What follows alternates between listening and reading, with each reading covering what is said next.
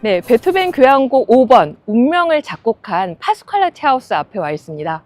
이 교향곡 운명은 음악을 잘 모르는 사람들도 친숙하죠.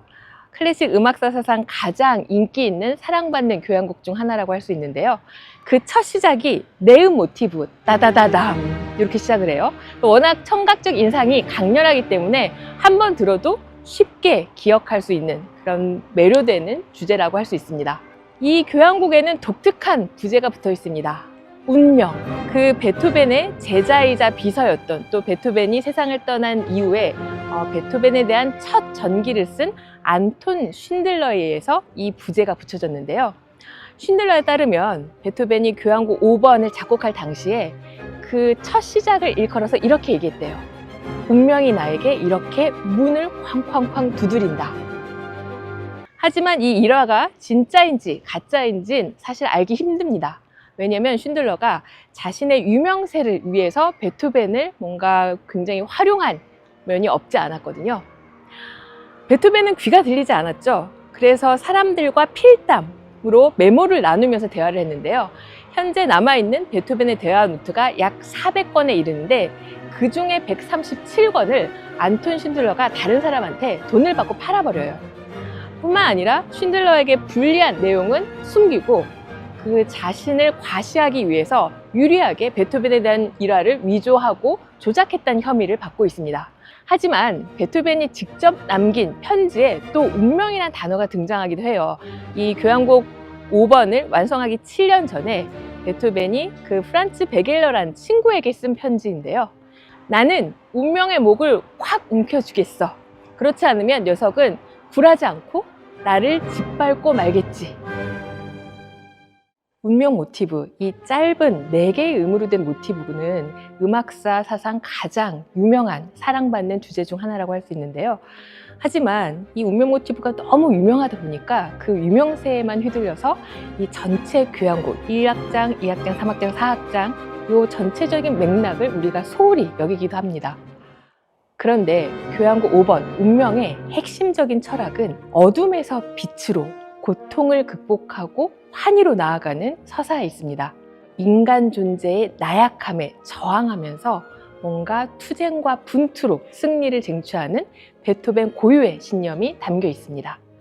자, 그럼 이 운명 교향곡 악상에 담긴 의미를 본격적으로 하나씩 상세하게 만나볼까요?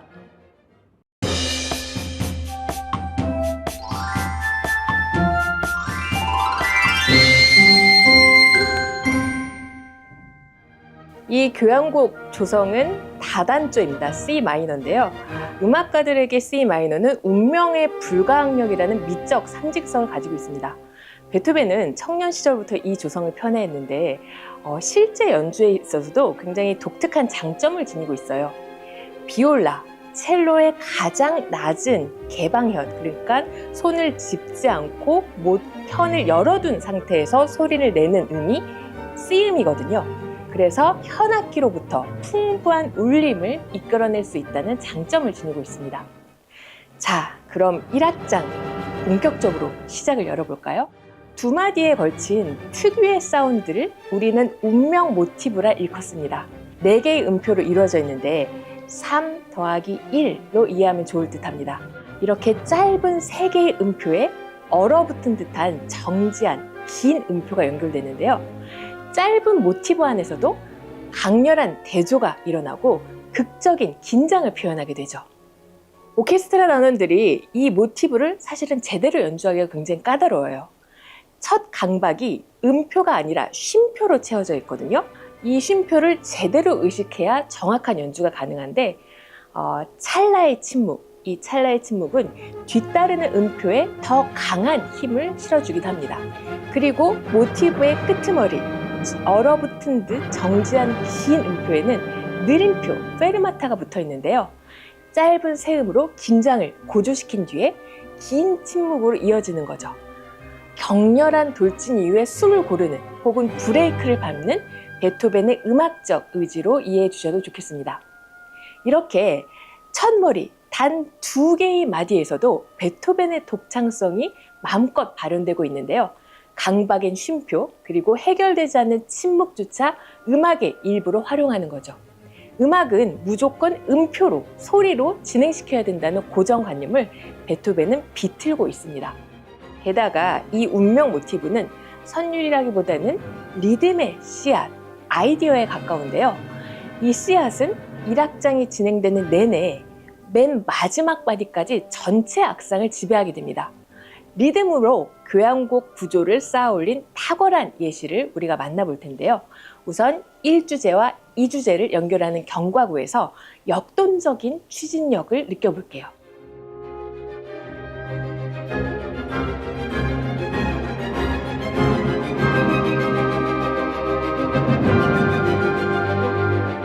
그리고 발전부의 시작 부분에선 이렇게 등장합니다.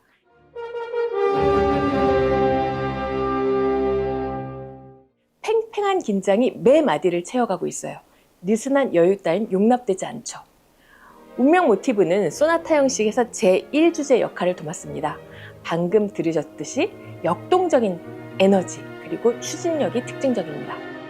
반면 소나타 형식의 제2주제는 제1주제와 달리 서정적인데요. 극적 대비가 일어나는 거죠. 그런데 조성적으로 연결되어 있어요. 제1주제가 단조일 때 제2주제는 나란한 조로 등장하게 됩니다.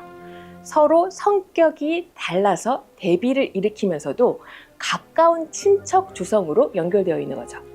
자, 이제 제2주제를 들어볼 텐데 C단조의 나란한 조인 E플랫 장조로 등장할 거예요. 호른의 펑파레가 시작을 열고 현악기군이 부드러운 노래로 이어갑니다.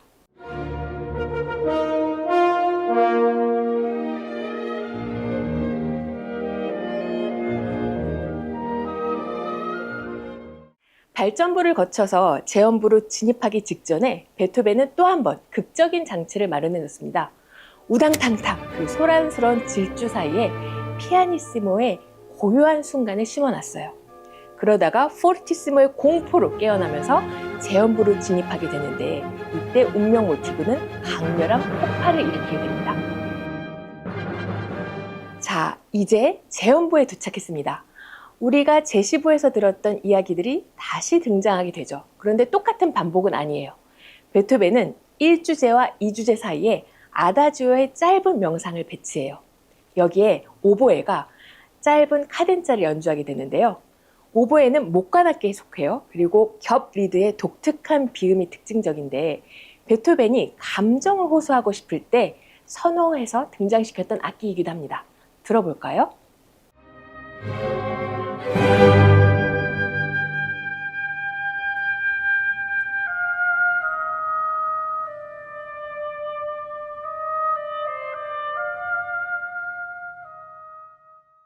아까 제시부에선 제2주제가 E플랫 장조, 호른으로 등장했었죠.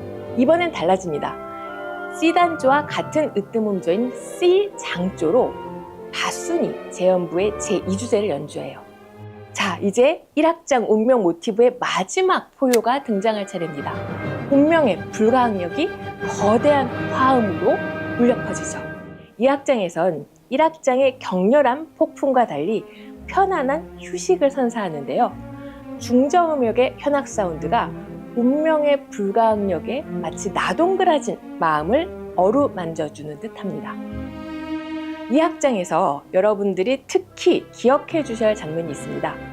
C장조로 빛나는 순간이 펼쳐지는데 이 악상은 나중에 4악장의 주요 주제와 연관될 거예요. 기억해 주세요. 이렇게 악장의 경계를 넘나드는 유기적인 통일성은 베토벤의 운명 모티브를 통해서 더 뚜렷이 강화됩니다.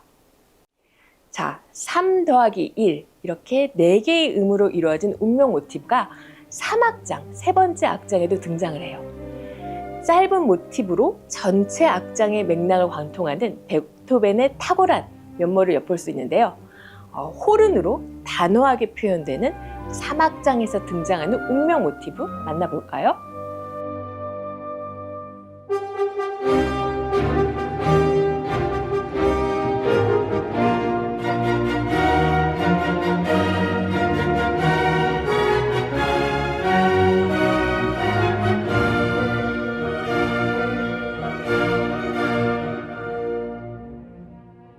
베토벤은 3악장과 4악장 사이에 여백을 두지 않습니다. 이렇게 쉼없이 다음 악장으로 연결되는 순간을 음악 용어로 아타카라고 얘기를 하는데요.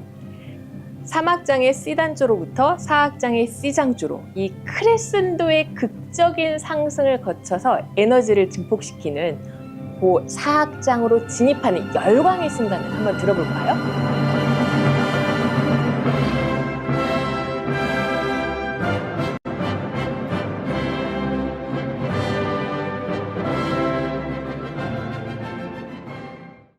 마지막 악장에 베토벤은 승리의 행진곡을 배치합니다. 그리고 이전 악장에서 등장하지 않았던 악기들 피콜로, 트럼본, 콘트라바스를 동참시켜요. 그래서 음량도 늘어나고 그리고 음역도 확장되죠. 역경을 헤치고 별을 향하는 이 어둠에서 빛으로 고뇌를 넘어서 환희로 나가는 이 영광의 순간이 청각적으로 구현됩니다. 4악장에서도 악장의 경계를 넘나드는 유기적인 연결성이 중요한 역할을 해내는데요. 자, 이 주제 기억나시나요? 네, 3악장에 등장했었죠. 이렇게 클래식 음악 감상의 매력은 다시 등장한 주제를 인지하는 그 변화된 모습을 알아채는 데 있기도 합니다.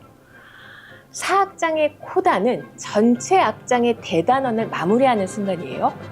베토벤이 작곡한 종결곡 중에서 가장 긴 축에 속할 정도로 이 교향곡이 좀 중요한데요. 1악장처럼 4악장에서도 베토벤은 거대한 화음의 포효로 종결의 순간을 만끽하게 합니다. 쉼표와 번갈아서 타격하는 으뜸마음의 강렬한 에너지를 느껴볼까요?